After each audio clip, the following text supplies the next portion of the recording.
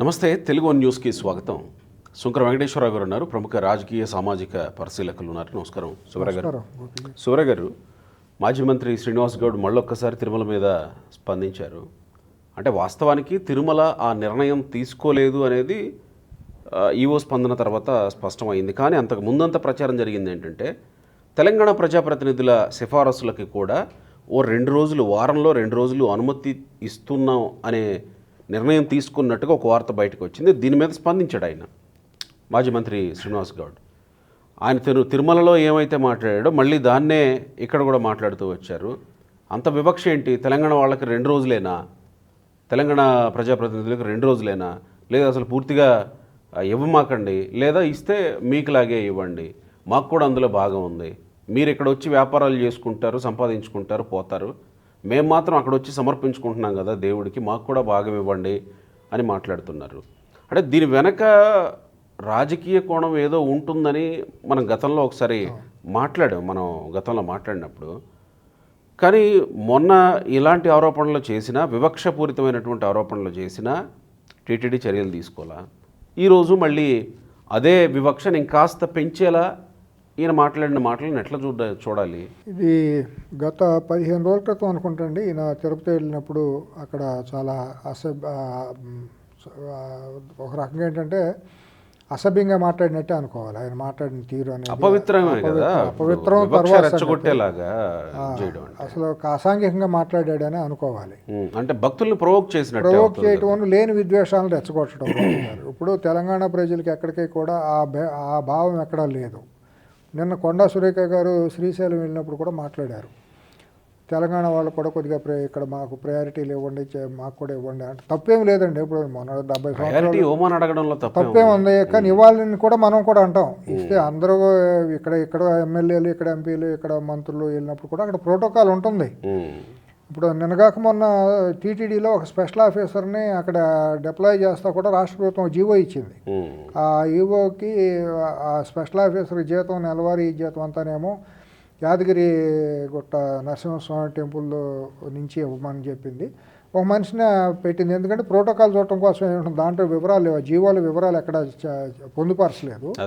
ఎందుకంటే మినిస్టర్ వాళ్ళు వెళ్ళినప్పుడు చేదోడు వాదోడుకుంటానికి అక్కడ ఈ ఆఫీసర్కి కనుక వివరాలని పంపిస్తే ఎమ్మెల్యేలు, ఎంపీలు వీళ్ళు తీసుకెళ్తే ఆయన అక్కడ జేఈఓతో కోఆర్డినేట్ చేసుకుని దర్శనాలుగా అవన్నీ ఆయన ఏర్పాటు చేసుకుంటారు.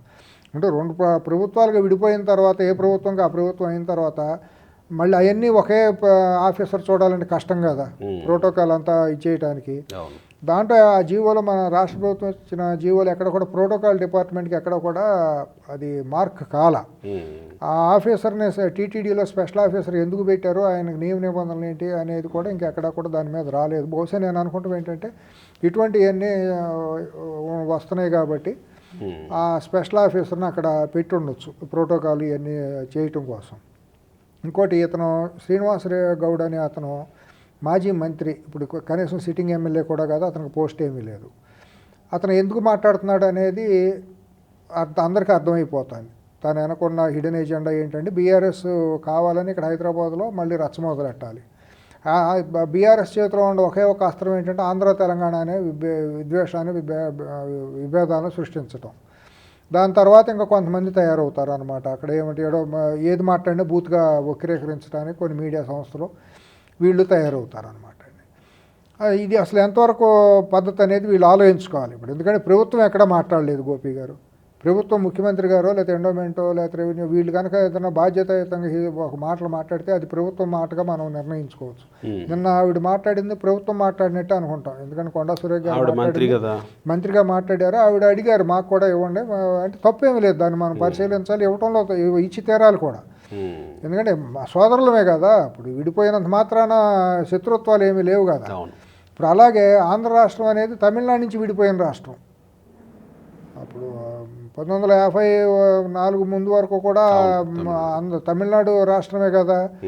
మరి ఇవాళ కలిసి విడిపోయిన తర్వాత మళ్ళీ వాళ్ళు రేపు పొద్దున అడిగినప్పుడు దాకా ఏంటి, టీటీడీ బోర్డులో ఒక ప్రతినిధులుగా ఒకళ్ళిద్దరికి అక్కడ సభ్యులుగా ఇస్తున్నారు రాస్తే. ఆ రాష్ట్ర ప్రభుత్వం రికమెండ్ చేసిన వాళ్ళకి మెంబర్లు ఇస్తున్నారు. అట్లాగే కర్ణాటక ప్రభుత్వం రికమెండ్ చేసిన వాళ్ళకి కూడా ఇస్తున్నారు.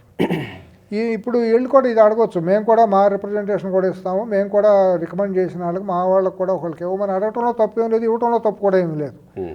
తెలంగాణ ప్రభుత్వం కనుక అధికారికంగా ముఖ్యమంత్రి ఇవ్వ పలానా వాళ్ళని మేము ప్రతినిధులుగా మాకు బాగుంటుందని రికమెండ్ చేస్తున్నాము, మీరు వీళ్ళకి టీటీడీ దాంట్లో సభ్యత్వంగా ఇస్తే బాగుంటుందని అంటే తప్పేం లేదు. వాళ్ళు కనీసం వాళ్ళు అన్నా చూస్తూ ఉంటారు, తెలంగాణ నుంచి వెళ్ళే భక్తులకి లేకపోతే తెలంగాణ నుంచి వెళ్ళే వీఐపీలని ప్రభుత్వం నుంచి వెళ్ళే వాళ్ళకి వాళ్ళన్నా అక్కడ మాట్లాడుతూ ఉంటారు. అంతేగాని ఇటువంటి వాళ్ళు మాజీలు వచ్చేసి ఇష్టానుసారం మాట్లాడటం అనేది పద్ధతి కాదు. అది ఆయన కావాలని అసాంఘికంగా ఎందుకు మాట్లాడుతున్నాడంటే ఏదో ఒక కార్డులు, కొన్ని వర్గాల కార్డును వాడుకునే ప్రయత్నాలు చేయటం, రేపు పొద్దున ఎవరినైనా మాట్లాడితే నేను బీసీని కదా నన్ను అన్నారనే కలరించుకుని తప్పుకునే ప్రయత్నాలు చేయడానికి ఒకటి. తర్వాత ఏది మాట్లాడినా కూడా దాన్ని బూత్గా వక్రీకరించి, ఇప్పుడు మనం మాట్లాడిన దాన్ని కూడా బూత్గా వక్రీకరించే ప్రయత్నాలు చేస్తారు వాళ్ళు.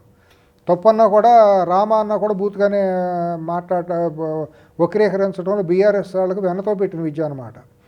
బీఆర్ఎస్ కానివ్వండి, బీఆర్ఎస్ అనుబంధ సంఘాలు లేకపోతే వాళ్ళకి అభిమానులు, వాళ్ళ షాడో టీములుగా పనిచేసే కొన్ని సంఘాలు ఉన్నాయి కదా, వాళ్ళందరికీ ఇదంతా వెనతో పెట్టిన విద్య. అసలు విస్తృతంగా తెలంగాణ ప్రజలు ఎప్పుడూ కూడా ఇటువంటిది ఎప్పుడు కోరుకుంటలేదు, ఎప్పుడు రాదు కూడానండి. ఆ రోజు ఆయన అన్నది ప్రజలు కూడా ప్రజల విషయంలో కూడా వివక్ష చూపిస్తున్నారు అని అన్నారు. కదా ఇప్పుడు అతను మాట్లాడిన భాష ఎట్టా మాట్లాడాడు, హైదరాబాద్లో మీరు వచ్చేసి వ్యాపారాలు చేసుకుంటున్నారు, మీరు ఇక్కడ ఏం పెద్ద ఇది సంపాదించుకుంటున్నారు, ఏం భాష అది? హైదరాబాద్లో వచ్చి సంపాదించుకుంటున్న రాజధాని కాబట్టి 70 ఏళ్ళు రాజధానిగా ఉంది కాబట్టి ఇక్కడే ఉన్నారు, ఇక్కడే స్థిరపడ్డారు, ఇక్కడే ఉంటారు కూడా. నువ్వెవరు అసలు డిస్క్రిమినేషన్ మాటలు మాట్లాడటానికి? మేము వెళ్ళి అక్కడ మాదంతా మేము దోశ వేసుకుంటున్నారు అండి, మీరు ఎవరేమన్నారు? నేను సందాలు అక్కడ హుండీల్లో డబ్బులు ఎవరన్నా చెప్పారా మీరు వేసుకుంటున్నారని? అంటే హుండీలో డబ్బులు వేసిన దాన్ని బట్టి వాటాలు ఉంటాయి. మీరు రాష్ట్రం కోసం వెళ్తున్నారా, దేవుడి కోసం వెళ్తున్నారా? అంటే మీరు వేసే హుండీలో వాటాలను బట్టి మీకు ప్రయారిటీ ఉంటుందా ఏంటి? ఇదంతా అజ్ఞానం కాకపోతే పోనీ ముఖ్యమంత్రి, ఆంధ్రప్రదేశ్ ముఖ్యమంత్రి ఏమైనా లెటర్ రాస్తే ఇక్కడ చెల్లుతుందా? ఆంధ్రప్రదేశ్ మంత్రులు ఏమైనా లెటర్ రాస్తే ఇక్కడ చెల్లుతుందా? ఎక్కడన్నా ప్రోటోకాల్ ఎవరైనా యాక్సెప్ట్ చేస్తారా? లేకపోతే మాట వరుసగా యాదగిరిగుట్టో లేకపోతే ఇంకోటో ఉందనుకోండి, అక్కడికి ఏమన్నా మా ధర్మకర్తలుగా మా వాళ్ళు ఏమంటే ఒప్పుకుంటారా? తెలంగాణ ప్రజలు ఒప్పుకుంటారా? తెలంగాణ పౌర సమాజం ఒప్పుకుంటుందా? అది తెలంగాణ ఆత్మగౌరవానికి నష్టమే కదా. ఇతర రాష్ట్రం వాళ్ళు రికమెండ్ చేస్తే మా ఎట్ట వేసారని అంటారు కదా. మాట్లాడేటప్పుడు అసలు ఏం మాట్లాడుతున్నావు, ఎంతవరకు సంబంధించి? అతనేమో ఒక గెజిటెడ్ ఆఫీసర్ల అసోసియేషన్కి అధ్యక్షుడిగా చేసిన వ్యక్తి. మరి గెజిటెడ్ ఆఫీసర్లు అంటే ఒక ఇంగిత జ్ఞానం కలిగిన వాళ్ళునూ ఒక బాధ్యతాయుతమైన పదవుల్లో ఉండాలే కదా దాంట్లో ఉండేది. వాళ్ళకి అధ్యక్షుడిగా ఉన్నాడంటే ఇతనికి ఎంత బాధ్యతలు తెలిసి మాట్లాడాలి? మాట్లాడేటప్పుడు అర్థం ఉండాలి కదా, ఏం మాట్లాడుతున్నామని. బెదిరింపులా ఉడతూపులు అవన్నీ. ఇదంతా తెలంగాణ సమాజం మొత్తానికి నష్టంను నవ్వులు పాలు చేసే విధంగా ఉంటుంది. ఎందుకంటేనండి తెలంగాణ రాష్ట్రంలో ఉండే ప్రజలందరూ దేవాలయాలకు వెళ్ళినా ఎక్కడికి వెళ్ళినా కూడా భక్తితో వెళ్తారు, మొక్కుకుంటారు, వచ్చేస్తారు. అందరిలాంటి వాళ్ళే. అక్కడేమన్నా 2 గీతలు గీశారా గోపి గారు తిరుపతిలో?